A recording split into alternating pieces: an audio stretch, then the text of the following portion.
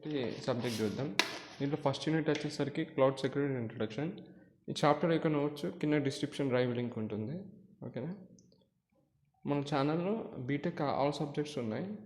Go and checkout once. ఇప్పుడు first topic వచ్చేసరికి ఈ యూనిట్లో what is cloud security user perspective నుంచి. క్లౌడ్ సెక్యూరిటీ అంటే ఇప్పుడు క్లౌడ్లో మనం డేటాని స్టోర్ చేస్తాం కదా. ఇప్పుడు మనం గూగుల్ ఫొటోస్ ఉన్నాయి. గూగుల్ అనేది సర్వీస్ ప్రొవైడర్. వాడు మనకు ఒక స్టోరేజ్ ఇస్తుండు. 15 GB వరకు స్టోరేజ్ ఇచ్చిండు. తర్వాత నువ్వు అందులో ఎన్ని ఫొటోస్ అన్నా ఇప్పుడు డ్రైవ్ కానీ అవన్నీ క్లౌడ్ కిందకే వస్తాయి. ఒక 15 GB కన్నా ఎక్కువ చేయాలంటే you have to buy and extend the storage. అట్లనే ఇప్పుడు మనం డేటా అంతా క్లౌడ్కి ఇచ్చేస్తాం, క్లౌడ్లో స్టోర్ చేస్తాం. సో అదంతా సేఫ్ ఉందా లేదా చూసుకునేది క్లౌడ్ సెక్యూరిటీ. సేఫ్గా ఉండాలి. సెక్యూరిటీ అంటే ఏంటిది, మన డేటాకి సేఫ్టీని ప్రొవైడ్ చేయడమే క్లౌడ్ సెక్యూరిటీ. సో ఇప్పుడు మన క్లౌడ్ని ఎట్లా అనుకోవచ్చు, మనం ఒక పెద్ద డిజిటల్ లాకర్ అనుకోవచ్చు, డిజిటల్ స్టోరేజ్ లాకర్ లాగా అనుకోవచ్చు. సో ఇప్పుడు గూగుల్ కానీ అమెజాన్, మైక్రోసాఫ్ట్ అజూర్ ఇవన్నీ సర్వీస్ ప్రొవైడర్స్. వీళ్ళందరూ ఆ లాకర్కి ప్రొటెక్షన్ ఇస్తున్నారు మన డేటాకి. ఎలా చేస్తారు మన ప్రొటెక్షన్, ఎట్లా సేఫ్ ఉంచుతాం మన డేటాను అంటే ఇవి వాడతారన్నమాట. ఫస్ట్ వచ్చేసరికి డేటా ఎన్క్రిప్షన్. మన డేటా అనేది ఎన్క్రిప్ట్ చేస్తారు వాళ్ళు. అంటే కేవలం అథరైజ్డ్ పీపులే మాత్రమే ఆ ఒక కీ ఉంటుంది, కీతోని మనం రీడ్ ద డేటా.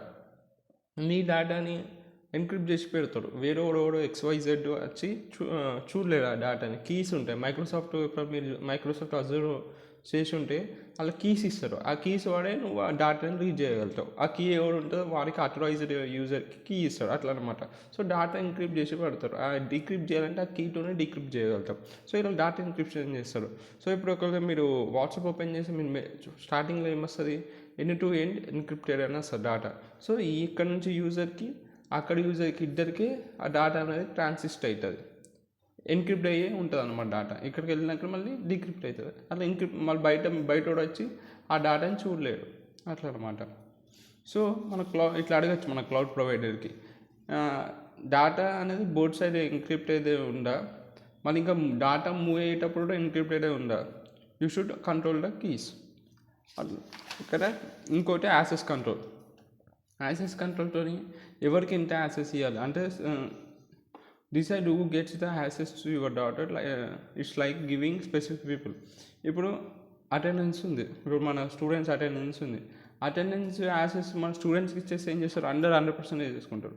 ఆ యాక్సెస్ ఎవరికి ఉంటుంది, ఫ్యాకల్టీకి మాత్రమే ఉంటుంది. వాళ్ళ లాగిన్ ఐడి అండ్ పాస్వర్డ్తో లాగిన్ అయితేనే వాళ్ళు మన అటెండెన్స్ వేయచ్చు. అదే నువ్వు నీ లాగిన్ ఐడి నీ పాస్వర్డ్ కొడితే లాగిన్ కాలేవు. సో ఆ యాక్సెస్ అండ్ అటెండెన్స్ యాక్సెస్ ఎవరికి ఇచ్చిండు, స్పెసిఫిక్ పీపుల్కి ఇచ్చిండు. దాన్ని యాక్సెస్ కంట్రోల్ అంటారు. ఇప్పుడు లైక్ స్ట్రాంగ్ పాస్వర్డ్స్ కానీ మల్టీ ఫ్యాక్టర్ అథెంటికేషన్ ఉంటుంది, like passwords, codes in your phone and role based access. ఇప్పుడు అట్లా రోల్ బేస్డ్ యాక్సెస్ అని ఇప్పుడు నేను చెప్పినాను కదా, ఫ్యాకల్టీ ఎగ్జాంపుల్ అటెండెన్స్ చేస్తారు, అది రోల్ బేస్డ్ యాక్సెస్.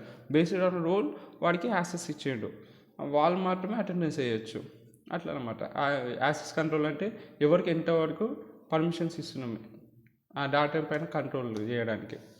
ఇప్పుడు అదే ఎగ్జాంపుల్.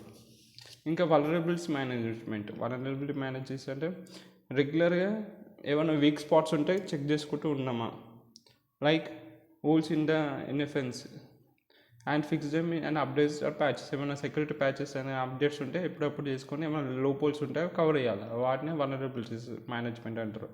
ఏదైనా ఎందుకంటే ఏదో లూపోల్స్ అవి కవర్ చేయకపోతే ఎప్పుడప్పుడు ఆ సెక్యూరిటీలో ఏమైపోతే హ్యాకర్ ఏదో ఒక వే ఫైన్ చేస్తారు యాప్ లోపల.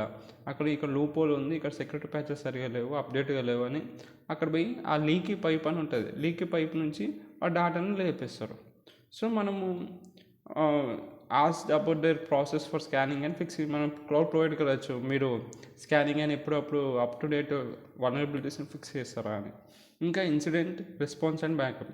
ఒకవేళ మన డేటా పైన సైబర్ అటాక్ జరిగింది, సో ప్రొవైడర్స్ ఎంత ఫాస్ట్ అయితే అంత ఫాస్ట్గా ఆ డేటాని రికవర్ చేయాలి ఫైన్ చేసేసి. దాన్ని ఇన్సిడెంట్ రెస్పాన్స్ అండ్ బ్యాకప్ అంటారు. ఎగ్జాంపుల్ ఇప్పుడు ఒక తుఫాన్ నుంచి మన ఇల్లు కొట్టుకుపోయింది అనుకున్నాం, అది తుఫాన్ అయిపోయాక మేము ఎప్పుడప్పుడు మన బ్యాకప్తో మళ్ళీ కట్టుకుంటాం. అట్లా సేమ్ డేటా కూడా అంటే ఒక్కసారి సైబర్ అటాక్ జరిగినాకనే ఆ క్లౌడ్ ప్రొవైడర్ వీలైనంత త్వరలో ఆ డేటా ఎట్లా అటాక్ జరిగిన ఫైన్ చేసి ఆ డేటాను రికవర్ చేయాలి. మనకి బ్యాకప్స్ ఉన్నాయా, డిసాస్టర్ రికవరీ ప్లాన్స్ ఉన్నాయా చెక్ చేసుకోవాలి క్లౌడ్ ప్రొవైడర్ దగ్గర నుంచి. ఇంకా మానిటరింగ్ అండ్ లాగింగ్ మన ప్రొవైడర్స్ ఏదైతే cloud, Google, Microsoft Azure, Amazon వీళ్ళంతా ట్రాక్ చేస్తారనమాట క్లౌడ్లో ఏం జరుగుతుంది. ఎందుకంటే మన సస్పిషియస్ యాక్టివిటీ జరిగితే వాటికి ఈజీ అర్థమైపోతుంది. అందుకే వాడు ట్రాక్ చేస్తూ ఉంటుంది మన యాక్టివిటీస్, క్లౌడ్ జరిగే యాక్టివిటీస్ అన్ని. ఎగ్జాంపుల్ లైక్ ఇప్పుడు సెక్యూరిటీ కెమెరాస్ ఎట్లుంటాయి ఏటీఎం లోపల, బ్యాంక్ లోపల ఎవరైనా తప్పితే అప్పుడే సస్పిషియస్ యాక్టివిటీని ట్రాక్ చేయడానికి. అట్లనే మానిటరింగ్ అండ్ లాగింగ్ కూడా ఉంటుంది క్లౌడ్లో.